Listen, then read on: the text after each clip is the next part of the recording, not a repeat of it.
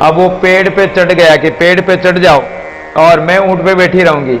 मेरा पिता आएगा ऊंट लेके, दिन वाला ऊंट लेके। तो पेड़ की जो शाखाएं थी, बड़का पेड़ होता तो शाखाएं नीचे झुकी हुई होती। तो जब मेरा बाप ऊंट लेके आएगा दिन वाला, तो उस ऊंट पे मैं बैठ जाऊंगी और पेड़ की शाखा के नीचे लगा दूंगी, तू शाखा से कूद के ऊंट पे बैठ जाना और अपन भाग चलेंगे। अब उसका बाप आया पीछे पीछे, वो पेड़ पे चढ़ गया। अब वो रोने लग गई कि देखो मुझे तो ये पकड़ के ले आया और देखो पेड़ पे चढ़ गया। अरे पेड़ पे चढ़ गया, अब देखता हूं तुझे। तो वो ऊंट को छोड़ के वो भी पेड़ पे चढ़ा, वो उधर पेड़ पे चढ़ा और वो उस ऊंट पे बैठ गई, दिन वाले ऊंट पे, और उस शाखा के नीचे लगा दिया। और वो आदमी उस शाखा के पास में लग के और ऊंट पे जा कूदा और ऊंट पे दोनों बैठ के रवाना हो गए। तो सज्जनों, ये हमारी जिंदगी की चार अवस्थाएं, ये चार लड़कियां हैं उस ठग की। तो ये चारों अवस्थाएं ठगने वाली है। बचपन में तो कोई पता नहीं पड़ता है, और जान अनजान में खाने पीने मौज मस्ती में ही समय निकल जाता, पता ही नहीं पड़ता। बालपना तो ऐसे ही बीत जाता है, हंस खेल में ही बीत जाता है। जवानी माया मोह में बीत जाती है, और तीसरी अवस्था कमाने खाने में, उसी में बीत जाती है। लेकिन अगर चौथी अवस्था में भी आपने उसका संग कर लिया, उसकी बात मान ली, उस अवस्था की बात मान ली कि अब चौथी अवस्था तो भगवान का भजन करो, तो अगर भगवान का भजन करने का संकल्प कर लोगे तो ये चाहे दिन के ऊंट पे बैठो चाहे रात के ऊंट पे बैठो, रात दिन भगवान का भजन करो ताकि उस पार पहुंच जाओ। नहीं तो उसका बाप काल तो आने वाला है। इस शरीर का काल, इस शरीर का बाप कौन है? काल है। वो तो आने वाला, वो तो फिर पकड़ के ले जाएगा।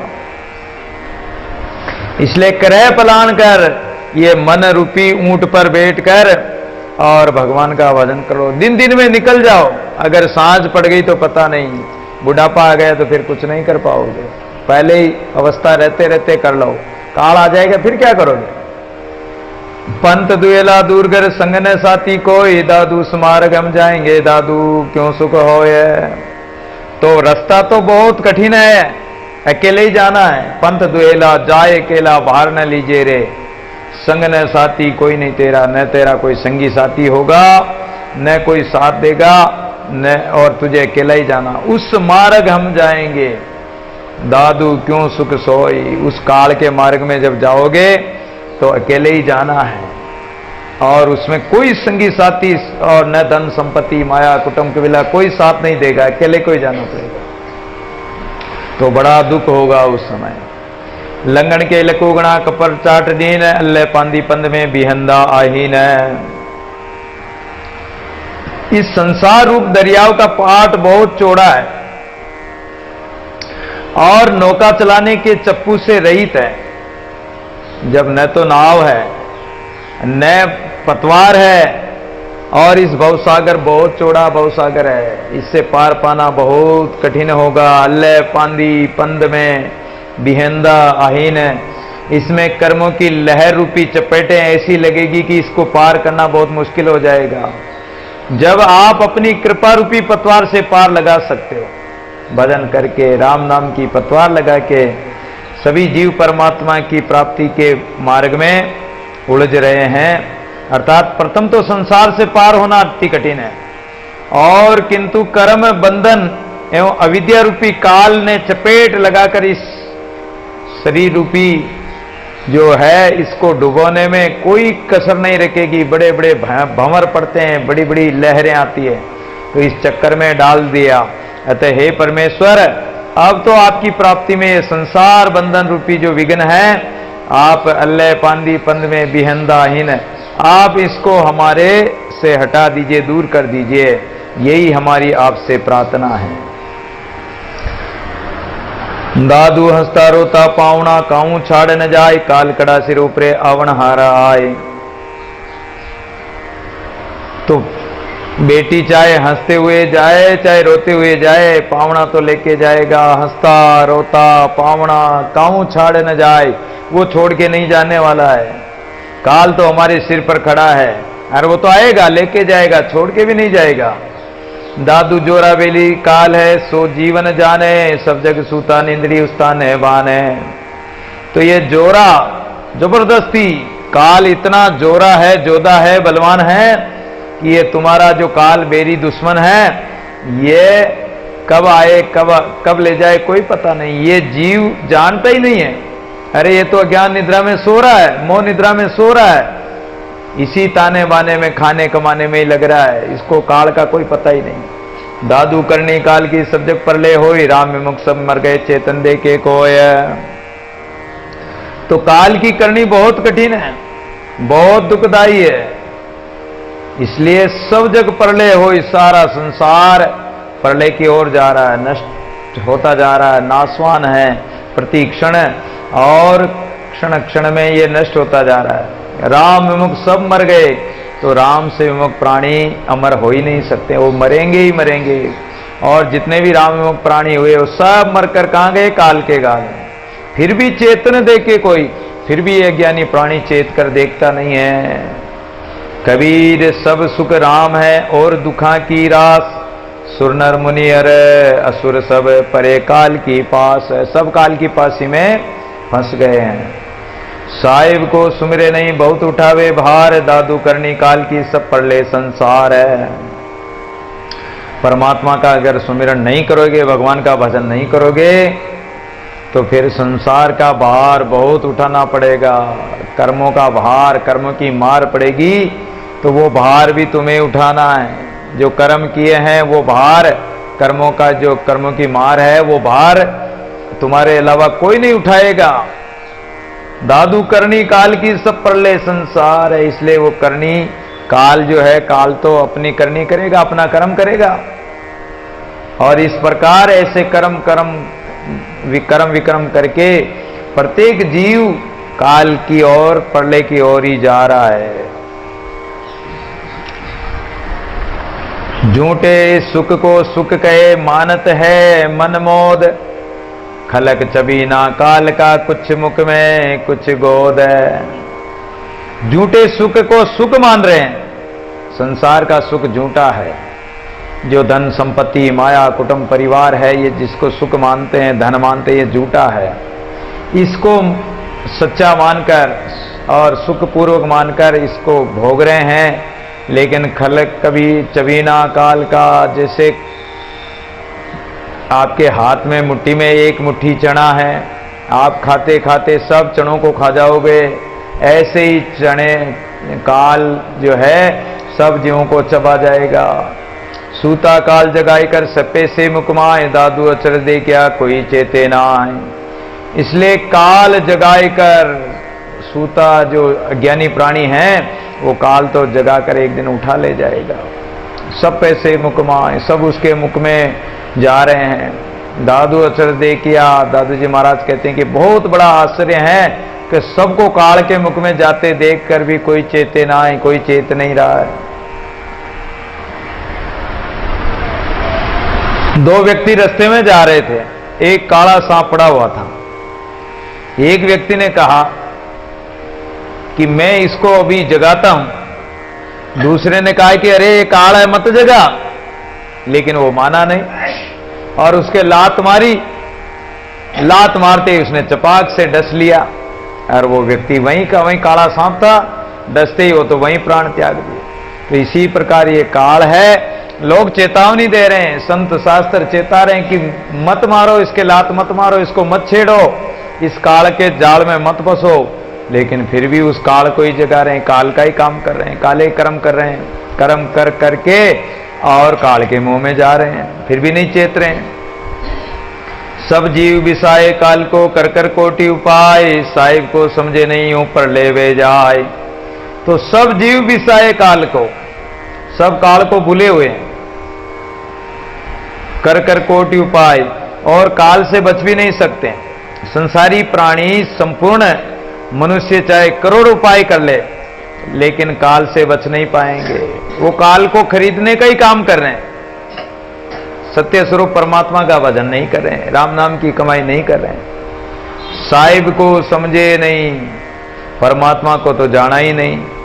और जब उसको जाना नहीं, न सत्संग किया, न ज्ञान किया, परमात्मा का पहचान की नहीं, तो परले को ही जाएंगे। दादू कारण काल के सकल संवारे आप, मीच विसाए मरण को दादू शोक संताप है। कारण काल के, जैसे काल आता है तो उस काल के लिए आप सब उपाय कर रहे हो।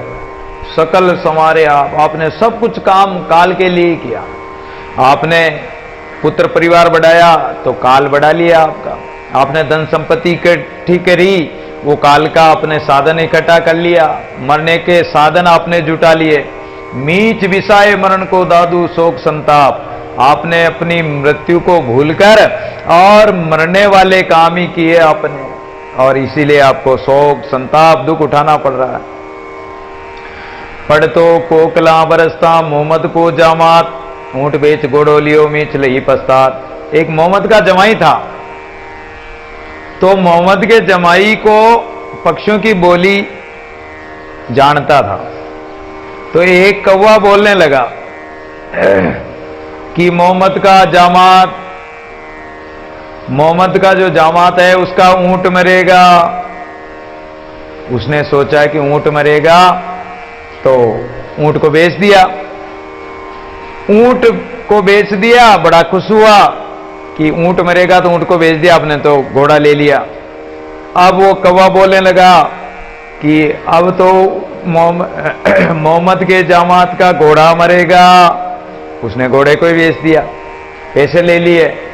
अब तो मोहम्मद का जामात मरेगा, अब कहां जाए। ऊंट की मौत घोड़े पर उसमें टल गई, और घोड़ा खरीदा तो घोड़े की मौत इस पे आ गई। अब कहां जाएगा। तो इसलिए उसने घोड़ा बेचकर अपनी मौत ही खरीद ली और मर गया। क्या करे। दादू अमृत छाड़कर विषय हलाल खाए, जीव विषय काल को मुड़ा मर मर जाए। इसलिए अमृत रूपी जो परमात्मा का नाम है, सुमिरन है, भजन है, उसको छोड़कर और विषय वासना रूपी जहर खा रहा है। काल को बुला हुआ है ऐसा मूढ़ प्राणी, इसलिए बार बार मरता है। निर्मल नाम विसार कर दादू जीव जंजाल, नहीं ताते कर लिया मनसा माए काल है। निर्मल जो परमात्मा का नाम, पवित्र नाम है, सुंदर नाम है, उस नाम को भूलकर इसने क्या किया। इसने जीव जंजालों में पड़ गया।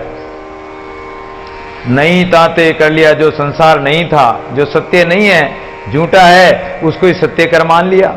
और इसलिए और मनसा माई काल, और इच्छाएं पैदा प्रकट कर ली, तरह तरह की इच्छाएं। तो इच्छाएं ही काल है, मनोरथ ही काल है। मन में जब आपकी इच्छाएं लगी तो आपने सामान इकट्ठा कर लिया, संसाधन इकट्ठे कर लिए, संसारी वस्तु व्यक्ति पदार्थ इकट्ठे कर लिए, तो आपने तो काल को इकट्ठा कर लिया, जंजाल में फंस गए हो। अब काल ही जब खड़ा कर लिया तो अब आप कैसे बचोगे। 4 विद्यार्थी काशी में पढ़कर आए। अब उन्होंने विद्याएं पढ़ी। संजीवनी विद्या, संजीवनी विद्या वो होती है कि मरे हुए जानवर को जीवित कर दे। चारों पढ़ के आ गए। अब वो परीक्षा तो की नहीं, पढ़ के तो आ गए। रास्ते में आ रहे थे, अपने गांव जा रहे थे। रास्ते में एक शेर का कंकाल पड़ा हुआ था, हड्डियां इधर उधर बिखरी पड़ी, मांस और चमड़ा किधर पड़ा है। उन चारों में से एक बोला कि अरे अपन ने विद्या तो पढ़ी लेकिन परीक्षा तो की नहीं, और परीक्षा तो कर लें। ये कंकाल पड़ा हुआ, इस कंकाल को मैं इकट्ठा कर देता हूं। एक ने अपने मंत्र शक्ति द्वारा कंकाल को इकट्ठा कर दिया तो शेर का पिंजरा तैयार हो गया। अरे बोले कि एक मैं चमड़े को इकट्ठा कर देता हूं, चमड़ा और मांस इकट्ठा कर दिया। एक ने, उसके शरीर पर चमड़ा आ गया, मांस आ गया, और वो शेर का रूप दिखने लगा।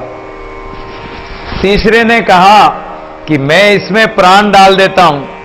चौथे ने कहा कि ठहरो ठहरो, मुझे पेड़ पे चढ़ने दो। ये शेर, ये काल है, अभी तुमने जिंदा किया, अरे ये खा जाएगा, अरे इसको जिंदा मत करो। अभी इतनी परीक्षा तो हो ही गई कि हड्डियां इकट्ठी हो गई, इसके मांस चमड़ा इत्यादि सब आ गया तो जिंदा भी हो जाएगा। और ये शेर तो काल रूप है, अगर अभी जिंदा किया तो ये अभी हमको सबको ही खा जाएगा, सारी विद्या यहीं की इधर ही रह जाएगी। बोला कि ठहरो, वो नहीं माने कि नहीं मैं तो परीक्षा करूंगा। करे तो ठहर भाई, हमें तो पेड़ पे चढ़ने दे। वो तो पेड़ पे चढ़ गए तीनों, और वो जो जिंदा करने वाला उसी जगह खड़ा रहा अपनी परीक्षा करने के लिए। और जो ही जिंदा किया तो शेर तो दहाड़ मार के उसी पर झपटा मारा, जो उसी का भोग लगा लिया। तो विद्या पढ़ी संजीवनी काल बंचनी नाय। विद्या तो बहुत पढ़ ली, संसार के प्राणी तरह तरह की विद्याएं सीख ली, खाने कमाने की, लेकिन काल बंचनी नाय, काल से बचने वाली विद्या नहीं सीखी, भजन नहीं सीखा। तो जग जीवन गुरु ज्ञान बिन पढ़िया सिंह के मुख माय।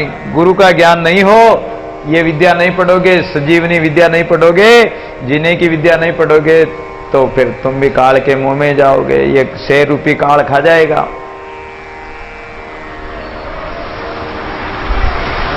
सब जग छेली काल कसाई, कर दिलिए कंठ काटे, पंच तत्व की पंच पंकुरी खंड खंड कर बांटे। सब जग छेली काल कसाई, छेली कहते हैं बकरी को, और जैसे बकरा होता है बकरी होती है, कसाई होता है वो तो छुरे से काट देता है। कर दिलिए कंठ काटे, वो तो उसके कंठ काट देगा झटका मार के।